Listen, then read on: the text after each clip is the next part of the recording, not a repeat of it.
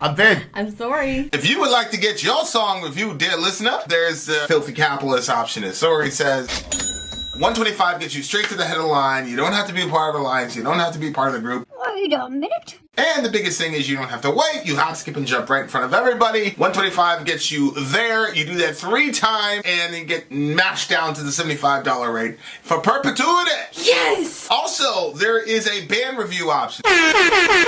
So if you've got a band and you're trying to get your band some exposure, hit me up at vinsori@gmail.com, and I'll show you the details about how to pull that off. You can also jump on Patreon, and there is a option on the tiers to be able to get your band reviewed. Obviously, we can't lie to you, so we can't guarantee a positive review. Get what you get. It's just rubbish. Rubbish. Rubbish. That's British for garbage. My favorite is the community option. $1 at the gate gets you in at Patreon. You get to join an alliance. The alliance joins their points together, and that helps determine what songs that we do. The alliances hang out on Discord. Message me on Patreon to get the link. And they do all kinds of other cool things. They do Minecraft, Dungeons and Dragons. Yeah. It's really a community within the community. Anybody can go on the village, facebook.com/Vin and Sori. There's 160,000+ people on the channel. What's cool about the Discord is that it offers a real opportunity for community connection, friendship, that type of thing. And it's on Discord, so if you're not a Facebook person, it's for you. You start off at $1. Right. Plus you get exclusives. Sori and I are working on a song. So the first 15 seconds of that was on Patreon. Also, at $15 tier and above, when we actually debut the video, they're going to be there live with us. There you are, dear listener. Buy merch. So here we go. First song in the Perkinos DJ B-Day Boy stream. Or the Warlord, deliver us from from evil. Okay, delivers from evil, Warlord. Let's go.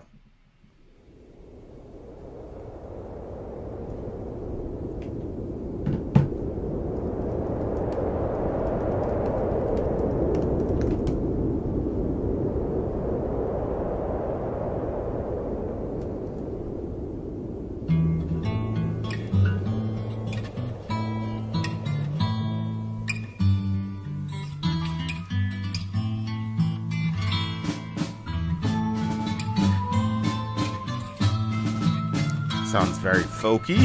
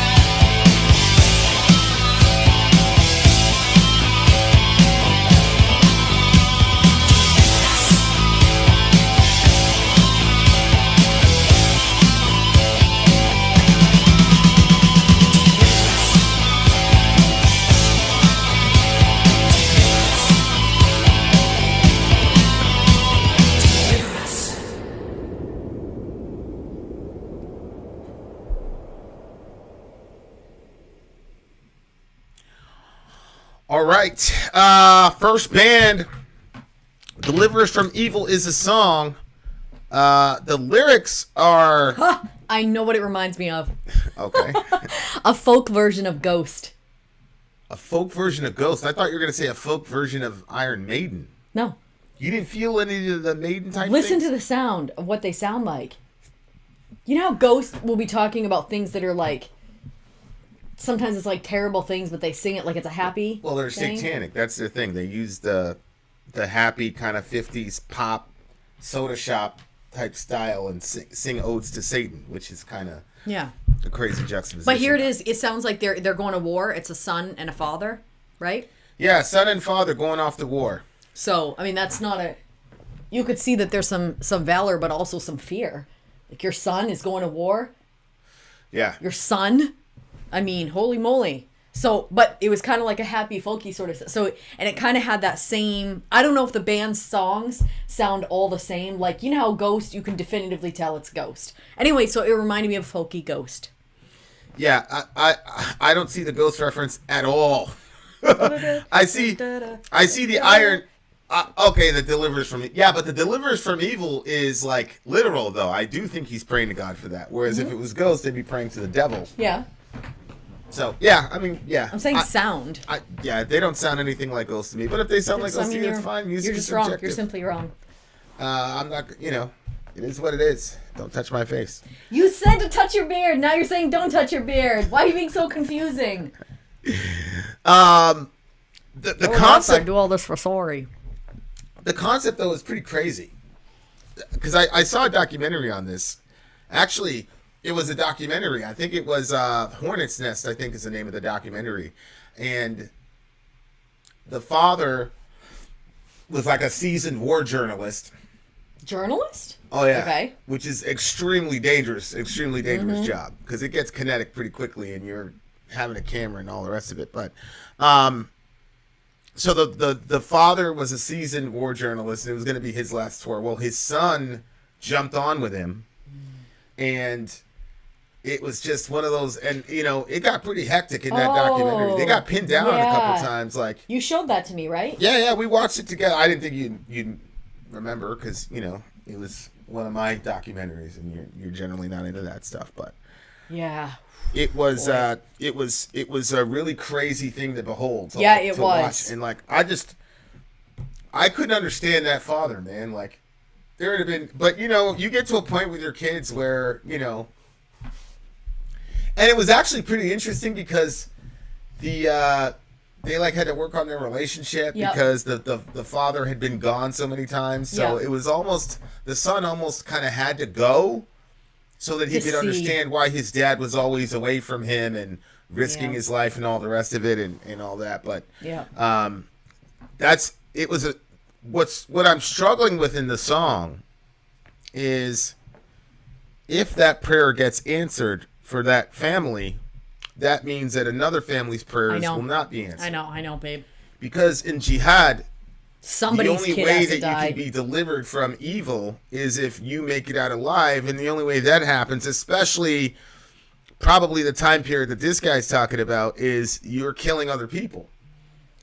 And so it's always been a strange situation. Yeah.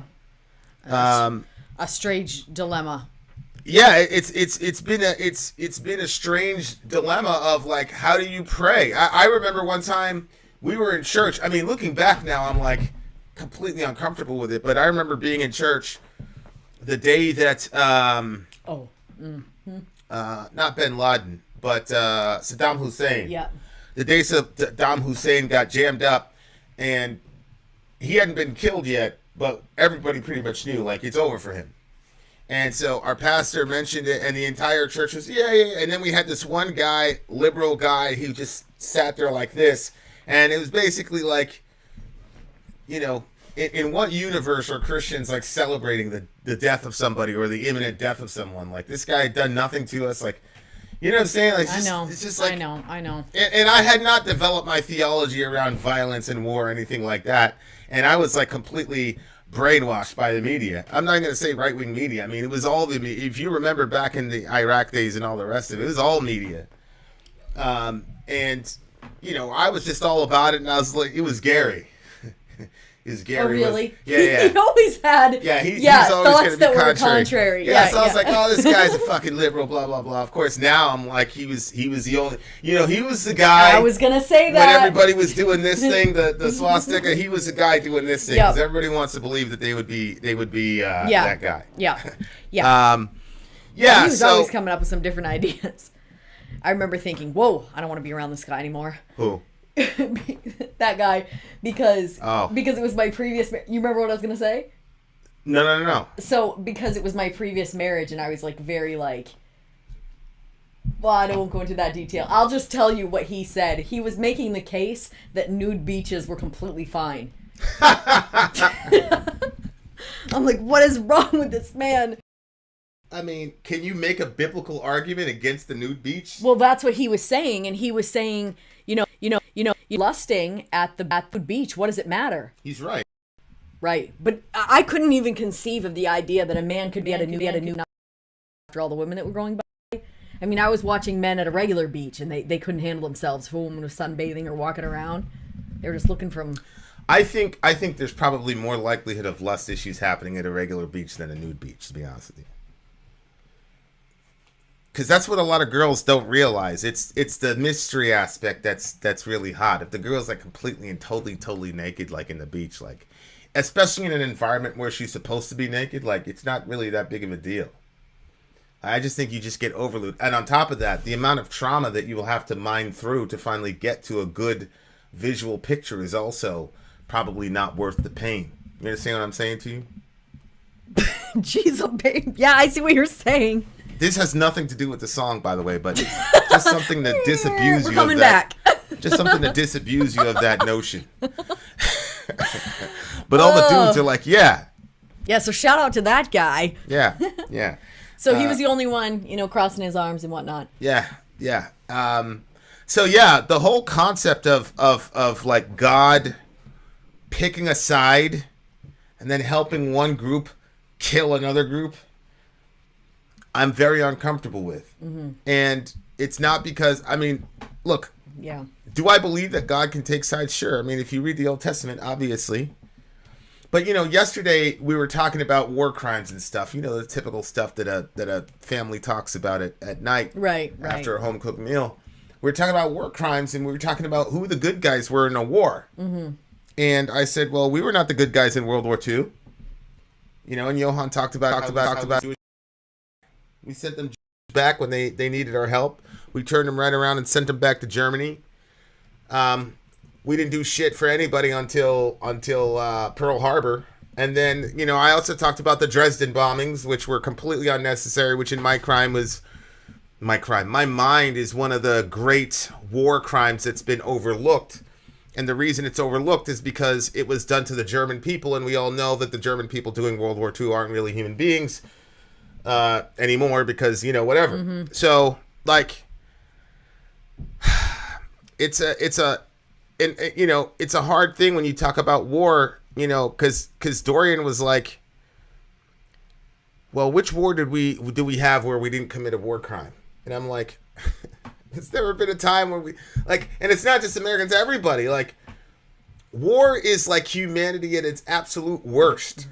And the idea that you can, like, put parameters around it for, like, good war and all that, like, it's just, it's very, very hard to do, especially the larger and larger your forces get. It becomes extremely difficult to get everybody to go in the same direction. Mm-hmm. Dudes see their friends getting killed and shit, and look, man, in certain countries, they're not very honorable in the way they treat their dead, which is anti-Islamic, by the way. So, and that's what they tell you when you lose somebody. They just say, that's all right. We're just going to go out tomorrow and make them feel what we feel, blah, blah, blah, which is literally the same shit you say in the streets. So it's like, I was listening to one of the documentaries of one of these Chicago kids, and he was talking about doing God's work. He's talking about, like, killing niggas. He's doing God's work. It's like, he's probably in hell now, this guy. It's Pappy. Like, and you could tell from the tweet, like, he really believes it. Like, he really believed that wow. the shit that he was doing with his gang was, like, God's work. And he was talking about the Old Testament, how God, like, hey, you know, like we had to go to war, blah, blah, blah. So now I'm going to war. Like this little piddly gang war, he's trying to theologize it to create some spiritual justification. And I was laughing. I was like, this is fucking ridiculous. No wonder we're in this horrible condition. And God was like, yeah. Mm-hmm. And then he just showed me America. What's the difference? Mm-hmm. America's your gang. And you're going out there killing people. Yeah. And, you know what I'm saying? No, yeah. And then the way, like, the church, especially, like, around from 2004 to 2009-ish, if you were in the military, in church, forget it. Mm-hmm. You had a steady diet of female sutresses, say it that way. Shit was just crazy. So yeah, like the idea that God is on somebody's side in a war is a pretty crazy thing to me. You know, it makes me uncomfortable. Yeah. It makes me uncomfortable. And I'm not saying there will never be a time when God doesn't. I think God looked and said, well, these guys would be probably worse than the Germans taking over the world. Okay, fine. Mm-hmm. You know what I'm saying? But I don't think God's up there going, America, which we really believe. I'm speaking for myself. Between 2004 and 2009, we really believed that shit. Like, that God was with us and that God was like, there was like an American flag above the throne. I mean, that's how people operated.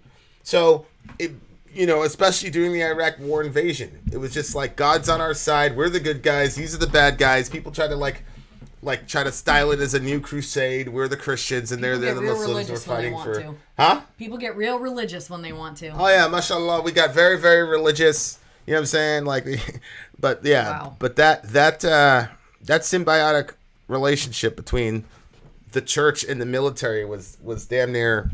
Wow. It was terrifying. Wow. It was really, really, really terrifying. I think yesterday I'm pretty sure it was yesterday. Yeah, it was yesterday's reviews. I still feel like, I know that I already knew this, but the idea that people, remember we were talking and I said, well, they probably brought their kids to, you know, those public killings. The public executions. Yeah, the public. Yeah, right. They did that so that way they could say, "Look, kid, you need to look at this so you don't land in the same situation." And then you said you were actually talking about the lynchings. Yeah. And then someone else in the comment section was saying that they a lot of times did stuff for entertainment. Literally, I keep like hearing that in my head, and it literally makes me feel like throwing up. Like. Yeah, but you know it's true. Well, I never thought about it in that context. I knew that when they would go with the Colosseum, I always get the word mixed up. The Colosseum. Colosseum. That's because we have a Colosseum here. Yeah, I know. It keeps flipping. Anyway, the Colosseum, like I knew that was for entertainment because of the movies and stuff that you see. But I never thought of a lynching as something that someone would do for entertainment. I thought of that as just like hatred and, you know, racism and stuff like that. Not like that there was any like entertainment. But when you said it, I realized that was true, and it made me so sad inside and feel so sick. So I haven't really recovered from that from yesterday. Mm-hmm. But yeah, I see what you're saying about this war stuff. That, you know, if you if you want your side to survive, people over there have to die. Yeah, I mean that's. And even on your own team, because somebody has to die on your team. You can't have a flawless victory and nobody dies. Well, that for the most part. In this type of war, one by one, to swords to the guns. Yeah. Back in those days, yeah. But yeah, there have been whole units that have done multiple deployments and I'm talking about this. Never lost anyone. Yeah, I could see that with America now. But those.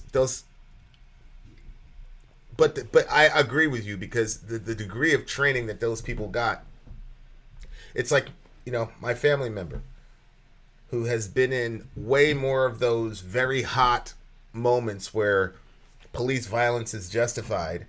I've got a family member that's not, you know, that's been in much, I mean, his very first hit, the very first one, if it was a cop, that guy would have been dead. And rightly so. He had his 9mm underneath the seat, and he kept reaching underneath the seat. And my family member was like, "Yo, Get your hands on the steering wheel." God. And he had to tell him 3 times. He had to reset twice. His man was on the other side, so they had him. You know what I'm saying? Like, he was in good shape, but what I'm saying is he is so trained. Like, he's trained to the millisecond in that situation. These regular, whatever. I think the dad trained him. Yeah, and it's the same thing. Like, the more you train, and the more it's you see it. Like, the more tactical you are, if you can apply tactical, intelligence to a kinetic situation, you're going to be in good shape. As long as you don't panic and whatever. But yeah, you're right. In that situation, you're right. There's the enemy, and then you basically also have to pray that God protects you and your son to the expense of another one of your teammates. That's what I'm saying. Especially the way they did shit. Their tactics were horrible. Dudes are just lining up. The plane was completely flat. They were creating their own. They were literally like creating funnels with their formations. They were creating fatal funnels with their formations. It's unbelievable how that happened for so long. So I agree. Like, you basically have to pray that other people are going to die, including your own teammates. Right. This is a solid 9 for me out of the gate. 7.9 for me. I don't know if this is okay to say on here because I have something to admit. Well, just let it fly, Alexandra. Go for it. As long as you're, like, not secretly AOC, we're in good shape. All right, so that's the first one out of the gate. We're coming right back with a couple more songs. It is DJ Perkinos's Happy birthday! freaking day. Shout out to Perkinos. Shout out to the beautiful people in the village. We're coming right back at you. Vin out. Sori out. Gone.